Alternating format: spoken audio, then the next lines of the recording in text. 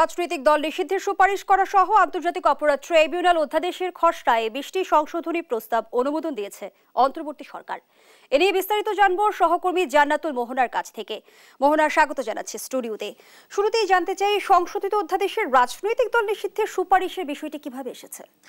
আসলে কয়েকদিন যাবতই কথা হচ্ছিল যখন ছাত্রলীগ নিষিদ্ধ করা হয়, এরপরে অনেক মহল থেকে গুঞ্জন আসছিল যে আওয়ামী লীগ নিষিদ্ধের কোনো আসবে কিনা, বা আওয়ামী লীগ নিষিদ্ধের জন্য কোনো আইন আসবে, আইনে কোনো ট্রাইব্যুনালে কোনো সংশোধনী বার্তা থাকবে কিনা তা নিয়ে কিন্তু অনেক আলোচনা চলছিল।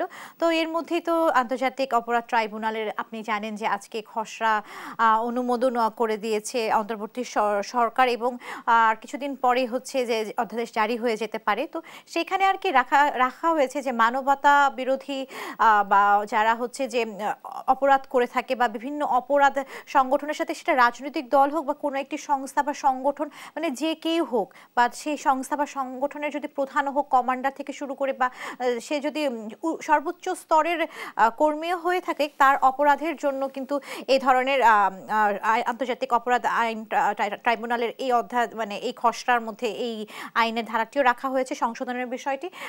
তো কেবল রাজনৈতিক দল যে তা না, তাহলে আপনাকে বোঝাতে চাচ্ছি যে বিভিন্ন সংগঠন থেকে শুরু করে, বিভিন্ন সংস্থা থেকে শুরু করে যারা এরকম বিভিন্ন মানবতা বিরোধী অপরাধের সাথে যুক্ত থাকবে, তাদেরও শাস্তির হয়তো সুপারিশ করতে পারবে, এবং সুপারিশটা করবে সরকারকে। সরাসরিভাবে আন্তর্জাতিক অপরাধ ট্রাইব্যুনালে এই নিষিদ্ধের বিষয়টি আসবে না, সরাসরিভাবেই কিন্তু নিষেধ করতে পারবেন না, তারা সুপারিশ করতে পারবেন সেই সরকারকে, এবং সরকারকে জানাতে পারবেন যে আপনারা শাস্তির কোনো বিধান গ্রহণ করতে যাচ্ছেন কিনা। আমরা কিছুদিন আগেই কিন্তু দেখেছি যে রাজনৈতিক অঙ্গনে কিন্তু রাজনৈতিক দল নিষিদ্ধ নিয়ে এক প্রকার মুখোমুখি অবস্থানে ছিল সরকার এবং রাজনৈতিক দলগুলো।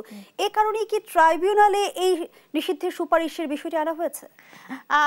কিছুটা সেই সম্পর্ক বলতে পারেন। আপনি হয়তো বর্তমান পরিস্থিতি বিবেচনা করলে দেখবেনই যে অন্তর্বর্তী সরকারের সাথে বিভিন্ন রাজনৈতিক দলের, অন্তর্বর্তী সরকারের উপর রাজনৈতিক দলের সমর্থন আছে, কিন্তু কিছু বিষয় কিন্তু আপনি দেখেছেন যে আমরা রাষ্ট্রপতি ইস্যু বলি, কিংবা এই ছাত্রলীগ নিষিদ্ধের ইস্যু, বা হচ্ছে যে আওয়ামী লীগ নিষিদ্ধের ইস্যু, বিভিন্ন ইস্যুর ক্ষেত্রে কিন্তু আমরা সরকার এবং হচ্ছে যে অন্তর্বর্তী সরকার এবং বিভিন্ন রাজনৈতিক মহলের মধ্যে একটা কিছুটা মতানৈক্য দেখতে পাচ্ছি, এবং কিছুটা উত্তাপও কিন্তু মাঝে মধ্যে দেখা যায়। হয়তো এই বড় রাজনৈতিক দল এক কথা বলছে, অন্তর্বর্তী সরকারের কাছ থেকে আমরা অন্য ধরনের আভাস পাচ্ছি এরকম। এবং বিদেশি পর্যবেক্ষক ও আইনজ্ঞদের সুযোগ দেওয়ার কারণ হিসেবে কি বলা হয়েছে? সেখানে কারণ হিসেবে এখনো হচ্ছে যে সেভাবে সুস্পষ্ট ব্যাখ্যা না দিলেও যতটুকু মনে হচ্ছে যেহেতু এটা আন্তর্জাতিক অপরাধ ট্রাইব্যুনাল আইন, এবং এখানে একটা অধ্যাদেশে বলা হয়েছে যে বাংলাদেশ না, কেবল বাংলাদেশের বাহিরেও যদি কেউ অপরাধ সংগঠিত করে এবং অপরাধ করে থাকে, তার বিচার ব্যবস্থা কিন্তু এই আইনের আওতায় করা যাবে। তো সেই হিসেবে কেউ যদি চায়, বাদী বিবাদী কোনো পক্ষই যদি চায় যে আমার মানে এই মামলায় হচ্ছে আমি আমার বিদেশি পর্যবেক্ষক লাগবে, বা বিদেশে আমি আইনজ্ঞ, ব্যারিস্টার বা অন্য কোনো কারো সহায়তা প্রয়োজন আইন বিশেষজ্ঞের, তাহলে সে এখানে তার আনতে পারবে।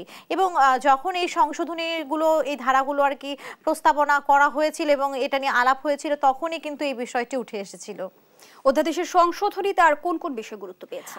অধ্যাদেশের সংশোধনীতে আন্তর্জাতিক অপরাধ ট্রাইব্যুনাল নিয়ে বলছে নাকি আজকের বৈঠকের নিয়ে পুরোটা নিয়ে বলছে?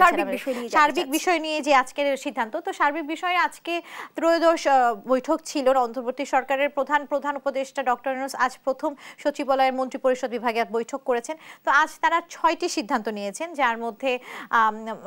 যার মধ্যে মানবাধিকার কমিশনের যেই নীতিমালা সেটাও চূড়ান্ত হয়েছে, এবং দক্ষ এবং যারা দক্ষ এবং যারা সৎ, যারা বিচারক নিয়োগের জন্য কিন্তু যে আইনটি, সেই আইনের একটি খসড়া অনুমোদন করা হয়েছে।